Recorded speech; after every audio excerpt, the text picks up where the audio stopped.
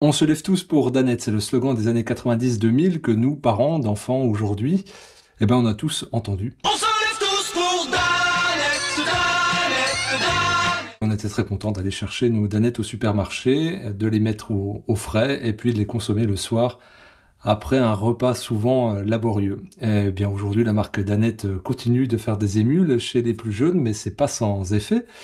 Et donc, on va voir ce que ce produit plaisir, ce que ce produit Madeleine de Proust, en vérité contient. Et bien, peut-être qu'il a un effet sur la psychologie et le comportement des enfants. On va voir pourquoi et comment y venir avec des solutions lorsqu'on est parent. Alors déjà, on va regarder la composition de cette danette, parce qu'on nous dit que c'est des bons produits laitiers, mais évidemment, il n'y a pas que ça, parce que c'est un aliment transformé, industriel. Alors évidemment, dedans, il y a du lait entier, on va dire à plus de 60%. Il y a du lait écrémé, on va dire concentré et en poudre. Il y a également du sucre. Vous avez également du caramel, qui est du sucre, mais sous une autre forme. Vous avez des épaississants, notamment du maïs transformé, avec une céréale et avec un indice glycémique hyper élevé. Il y a également de la crème de lait de vache, de l'amidon de maïs, toujours, mais sous une autre forme, non transformée, des stabilisants. On va dire différents agents stabilisants, des arômes, notamment des arômes de lait, au cas où il n'y aurait pas assez de lait, et puis du sucre cuit. Alors, quelle est la différence entre le sucre cuit et le caramel? Voilà, ça doit être subtil. Mais voilà tous les ingrédients, je vous ai tout donné, je vous renvoie aussi sur le site Danette, de Danette, vous pouvez voir tout ça. Donc en fait, qu'est-ce que ça contient? On va dire du sucre et du lait, point. Voilà ce que ça contient. Donc est-ce que c'est nutritif? Non. Alors, bien sûr que c'est calorique. Les publicitaires vont dire que ça donne de l'énergie à vos enfants. Je suis pas sûr qu'au coucher, ils aient besoin d'énergie. Par contre, ils vont manifester souvent un excès d'énergie.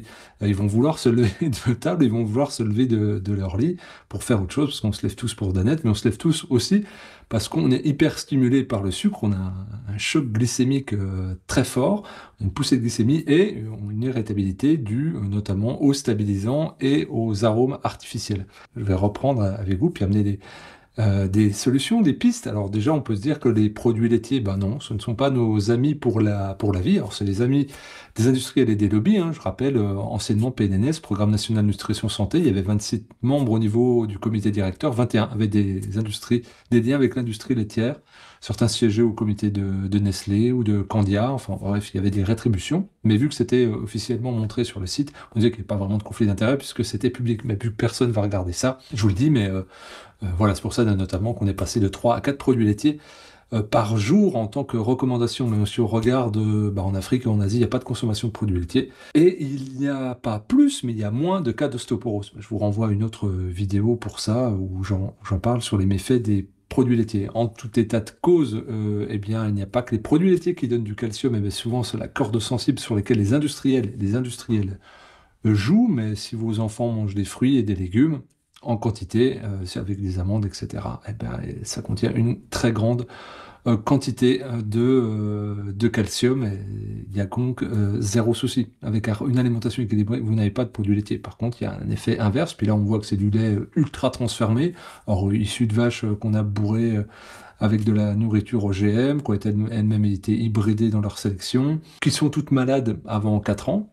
Parce qu'évidemment, on leur donne des traitements hormonaux très forts, et ces hormones elles se retrouvent dans le lait, hein, parce qu'une vache, elle donne quelques dizaines de litres, et si, on va dire 30, 40, 50 litres sont les races, et puis on essaye de multiplier leur rendement jusqu'à ce qu'elles soient épuisées, qu'elles aient des cancers, des leucémies. Alors on les fait partir à l'abattoir, puis la chair va servir à faire des raviolis qu'on donnera avant la danette à nos enfants. Et donc, on va dire ce lait-là, qui n'est pas du tout de bonne qualité, qui est cuit, recuit, recuit, c'est surtout un aliment mucogène, donc ça crée des générations de mucus dans l'organisme, notamment ça colonise les bronches et la sphère ORL, donc ça mouche, ça tousse, ça fait des sinusites, des rhinites, des pharyngites, etc., etc. Puis mélangé au sucre, c'est le cocktail incroyable et magnifique pour avoir des troubles hivernaux ou allergiques, parce que là c'est la saison, grâce à ça. Mais si vous changez l'alimentation, vous vous rendrez compte que ça disparaît. Alors il y a C sur l'échelle du Nutri-Score, c'est pas terrible, mais on pourrait rajouter des lettres, alors on peut avoir un Nutri-Score, ça veut rien dire du tout. On va venir sur le fait que cet aliment ne soit pas santé, mais il soit surtout très irritant, grâce ou à cause des additifs, des exhausteurs de goût qu'il y a dedans. Ça va passer la barrière de la muqueuse intestinale, se retrouver au niveau du milieu intérieur, c'est-à-dire le milieu sanguin, provoquer des réactions immunitaires et une réaction du système nerveux. D'où le fait que les enfants soient irrités. Alors déjà, il y a le pic du sucre, comme on a vu, mais ensuite, il y a l'irritation du système nerveux, et donc vous voyez vos enfants hyper énervés. Alors qu'est-ce qu'on fait? Si on n'a pas mangé devant l'écran pour essayer de les anesthésier, mais ils ne tiennent pas en place, et on finit la soirée, ils n'arrivent pas à dormir, ils ne veulent pas dormir, ils sont chiants, machin, on s'engueule. Tout ça, ça ne repose pas sur rien. Je vous ai donné des effets physiologiques, mais il y a des effets aussi psychologiques. Je vous présente le livre que j'ai édité de la psychologue Sonia Delahaye, qui est extrêmement intéressée par les questions de l'enfance, 5 règles d'une éducation réussie. Et dans une de ces règles, il y a un chapitre sur l'alimentation, les méfaits du sucre et tout ce qui va concerner les troubles du système nerveux, dyslexie, dysprasie, dyscalculie, mais également insomnie, troubles de l'humeur, irritabilité, le fait de ne pas arriver à se concentrer, d'être toujours en tâtonnement, et bien ça correspond très souvent à un déséquilibre alimentaire. Alors comment on fait? Parce qu'il ne veut pas manger, tout ça.